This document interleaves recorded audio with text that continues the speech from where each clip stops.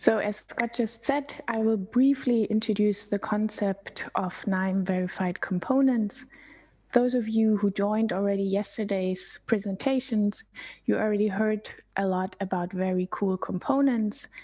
What they all have in common is that they encapsulate an abstract functionality.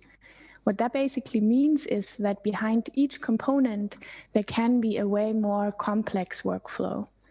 And that workflow can, for example, include configurations. And those configurations allow you to create a dialog for your component.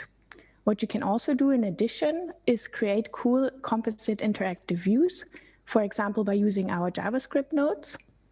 And then last but not least, what you can do is you can save those components on your Knime workspace, on the Knime server, or on the Knime hub for sharing. And taking together all those concepts allow you basically to create reusable components that behave just like Knime nodes.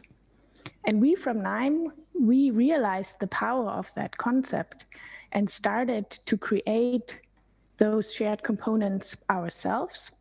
Those of you who already listened yesterday to Phil's presentation, he, for example, mentioned a component that Temescan created for analyzing metadata of a workflow.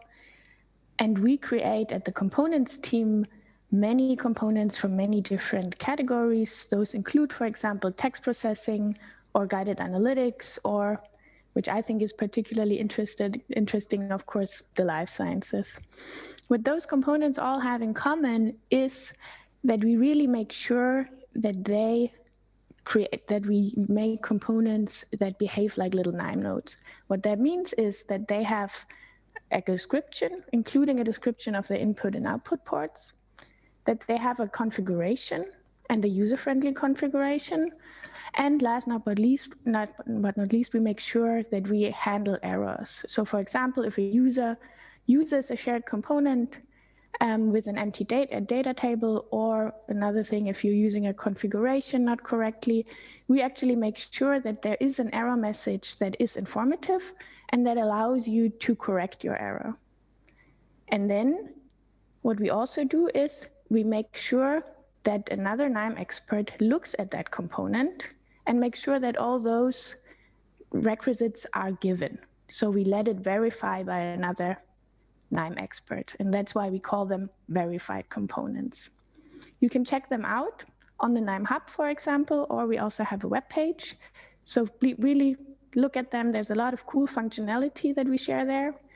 If you want to learn how to do that yourself, I would welcome you to join us in a workshop tomorrow about building reliable and reusable components. And there you will learn exactly how to do what I just explained to create user-friendly components that act just like standard Knime nodes.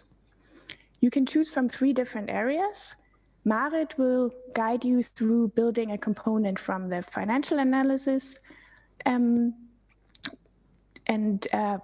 category, and then Temescan will guide you through building a component from the life sciences, and Paolo will show you how to build a component for automation.